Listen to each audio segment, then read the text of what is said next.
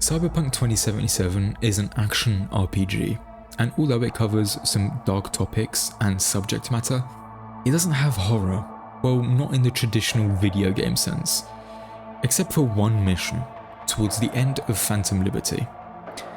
It's called Somewhat Damaged, and this mission really caught me off guard when I played it for the first time. Now, I'm not a horror person. I don't really like horror that much. I can't enjoy it because I'm too scared, I'm too nervous. I love horror films, but in video games I find it hits harder because, well, it's physical, you're in control of your character. It's your fault if you get caught. Everything is in your grasp, you are controlling the situation. And I've always found that makes the gravitas of the situation so much heavier. But Cyberpunk does it really well in my opinion, and this is one horror mission that has stayed just engraved into my mind for a very long time actually. Now I've played the end of the game, end of PhantomLiberty, for maybe 4 or 5 times, and I've played this mission about 3 times, and every time I play it I love it. The environment is awesome. I really love the Cyberpunk facility, and I mean, you would think it's abandoned considering it's hidden underground. There's no one there, not a soul to be seen, but I don't think it is. I think it's probably very much still maybe not in use, but still kept in working order by Militech, because it holds some extremely powerful and sensitive information, and I don't know, they wouldn't want that to get into the wrong hands, whether it's Arasaka or another corpo.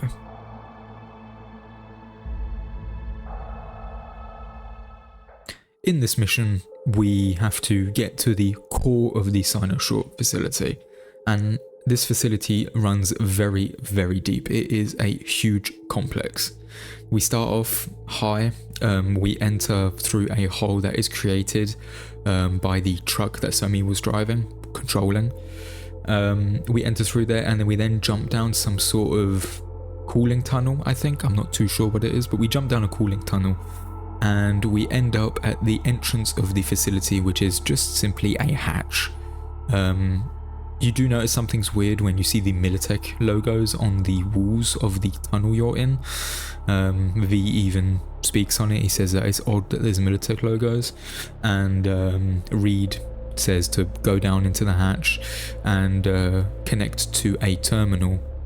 He thinks he knows where we are, and so yeah, that's when we end up in the Cyberpunk facility. So the facility consists of, I would say, 3 different areas. The first part of the facility is where we learn a bit about the lore of the facility, and we kind of talk to Johnny and Reed before being cut off by Songbird, where we also talk to Songbird. And then we descend a very large industrial elevator into the next part, which is where we first find out about the lovely little Cerberus that is hiding. So as we are descending the elevator, Johnny and V have some dialogue, and after that dialogue, Johnny says that he knows that she's close. He can sense that she's close, that she's tapping into the relic. But just before he is deactivated, or I don't know, shut off if you want, he says that she is not alone. There is someone else here, or something else here. And so we don't know what it is because he doesn't get to finish his sentence, but we then move down into the tunnels, and then, as I said, that is when we get our first sign of the Cerberus. We see the shadow of the Cerberus as it moves up into the ventilation shafts.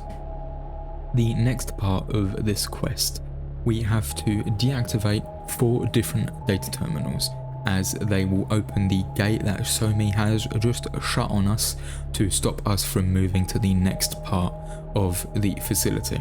So we go straight over to B, the terminal B, and we go to deactivate it. She then stops the deactivation process, so we crawl under, unplug it, and as we come back under, that is when we get our first sight of the Cerberus. It jumps down from the ventilation shaft, spots us, and then attacks us, but Somi manages to fight against it and stops it from killing us on the spot, and so it throws us, and then there is a short little chase sequence where we run through tunnels evading the Cerberus.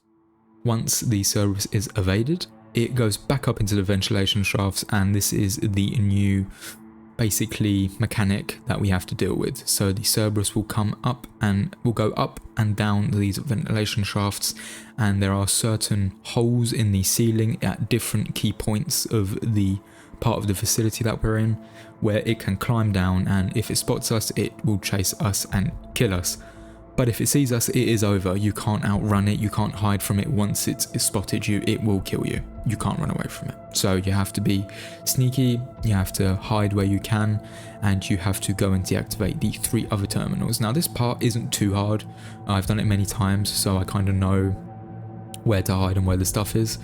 But for my first time, it definitely wasn't easy, but I must say, it made me so tense. And even playing it again, I was tense. I wasn't scared, but I was on my toes. I had a bit of adrenaline going. It still gets me going, even though I know how to do it. And I find that really cool. The design, by the way, of the Cerberus, I'm going to go off on a little tangent. The design of the Cerberus is really cool. It is a spider-like machine, and I think that's where the fear comes from for me. I have a fear of spiders, big ones anyway. I don't mind small spiders, but I'm scared of big spiders. And the fact that it has 6 appendages, I think it walks on 4, but it has 6 appendages. And it is very arachnid-like, and it makes these incredibly loud thudding bangs as it walks. And it is incredibly intimidating. It is very well designed though. And yeah, I remember the first time I saw it, I did kind of shit myself, I'm not gonna lie, I did.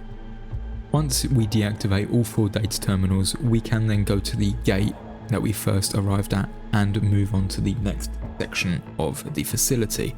Although, I did just want to say, yes, before you leave this part of the facility, there is a door you can open if you have 19 technical ability, and it is the storage room door, and inside it has the blueprint for the Ouroboros, which is a very cool iconic weapon that uses the black wall. So it's a pretty neat gun, but we're not here to talk about that. Let's continue with the quest. We then return to the gate as it opens, and as we pass through, you soon realise that the Cerberus is also trying to pass through the gate, so you hastily make your way down the hallway as the 6-ton spider is now chasing us. And as you get to the end of the hallway, on our left there is some sort of decontamination chamber through which you open the door, and of course these doors open extremely slowly, and it's incredibly anxiety inducing as you hear the very heavy footsteps of a large robot getting closer and closer, and the door finally opens. You go into the chamber, and as you press the door to close, the door slowly makes its way closed as the Cerberus puts his hand through the door, but luckily the door is stronger than the Cerberus and we are safely out of its reach. Once we leave the decontamination chamber, we soon make our way into the last part of the facility where the core and the core's subsystems are held. Once entering the core room, we soon realise that Somi is actually inside of the core. After speaking to Somi, we soon realise that she is actually inside of the core, and we must deactivate the core to save her. There are 3 different subsystems that we must deactivate to be able to do this: the neural network control, the thermic control, and the data fort command. These three subsystems are deactivated differently. The data vault command is deactivated by unplugging each cable within the room. There is 3 of them. The neural network control is deactivated by destroying 6 different firewalls. 2 are in one room and 4 are in the other. While doing this, we actually do attract the Cerberus, as because you have to destroy them, you have to shoot, or I imagine use a melee, and that attracts the Cerberus. There are quite a few areas you can hide though, but the areas are definitely well designed, and it is quite clearly designed though to be hidden in. Is a bit obvious, but I mean, I don't really think there was many other ways they could have designed it. And then the thermic control room. So for this one, to deactivate it, you have to activate like a switchboard, and it's actually inside of the core's room, the room in which the core is actually held. And we almost fall into it, but we save ourselves before we do. And before we can actually head back to the core room to deactivate it, we have a final standoff with the Cerberus, where he hunts for us for a couple of minutes. He basically walks around the room. You just have to stay hidden from him, hide behind pillars, and then after a while he will go back up into the ventilation shaft, and we are free to continue back to the core room.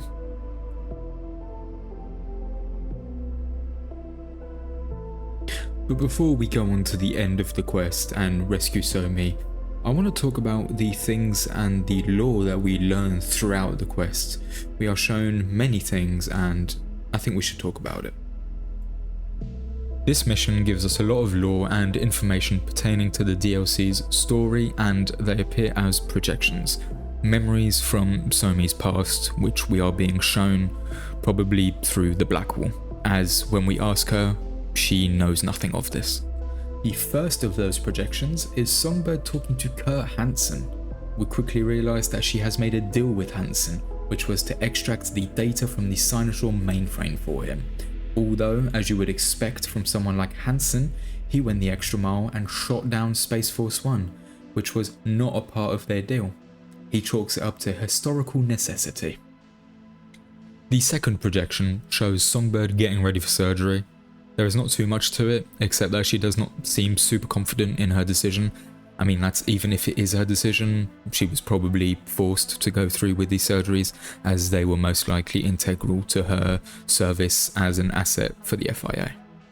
The third projection shows Songbird getting up out of a wheelchair with all of her new implants and chrome. The fourth projection shows Songbird taking the oath in front of President Myers. This is her introduction into the FIA, and possibly the worst mistake she had ever made, although she didn't really have a choice in the situation. As we will soon find out, she was blackmailed into it, and it was the only route for her. The fifth projection shows Songbird and Reed talking on a bench. She asks him if he ever regrets joining the FIA and if he has ever broken a promise. He has pretty much the same answer to both questions, being yes, and that they were a long time ago and that he wasn't going to do it again, to which Songbird says that she will hold him to it. The sixth projection shows Songbird enraged, hitting a wall with her hand, most likely result of her new position within the FIA, I imagine. The seventh projection shows Songbird overheating in a net running rig, but just before flatlining, Reed unplugs her from the rig with her seeming extremely confused. The eighth projection is the longest of all of them. We are transported into the projection by Somi just before being flatlined by the Cerberus. We find ourselves in a young Somi's apartment as her friends surprise her for her birthday. Songbird then appears as Somi and her friends disappear. She reminisces on her past life in her apartment in Brooklyn and how life was easier, and also talks about the black wall erasing her memories and slowly overtaking her. She also tells us that she never truly wanted to join the FIA and that she was forced. She also tells us that she feels remorse and is sorry for betraying us and everyone around her. The next few scenes show Somi's day-to-day life and also show her neglecting the people around her, the people close to her, including her boyfriend at the time. During these past scenes, we also notice that the black wall is slowly enveloping her apartment. It gets bigger and bigger and swallows more of the room as the scenes go on. In the following scene, we see Reed attempting to recruit Somi. She is clearly not happy with the proposal, but he soon uses blackmail to force her. He threatens her friends and her by saying that Netwatch will find out about her illegal activities and go to her or her friends, and that the only way that she can truly be safe is by joining the FIA. After that, we talk to Somi, and the apartment is completely consumed by the black wall. All that is left is the windowsill that Somi is leaning on. We talk about her mistakes and how everyone makes mistakes, but she then turns around and asks for one more favour. We enter back into real space to see that the Cerberus has been deactivated, and we are free to go to rescue Somi from the core. Once inside, we have two options: either to help her die or return her to the FIA. I personally choose the first. She does not deserve to go back to what put her in the situation she finds herself currently in. She pleads for you to kill her, and I am of the opinion that she deserves some sort of peace. She was groomed and moulded to be a tool for Myers to use and abuse. Myers is the one who put the net at risk by seeking beyond the black wall. In my eyes, she is the one responsible, not Somi. And who knows what kind of life Somi would have if we return her alive to Myers. I would not wish it on my worst enemy.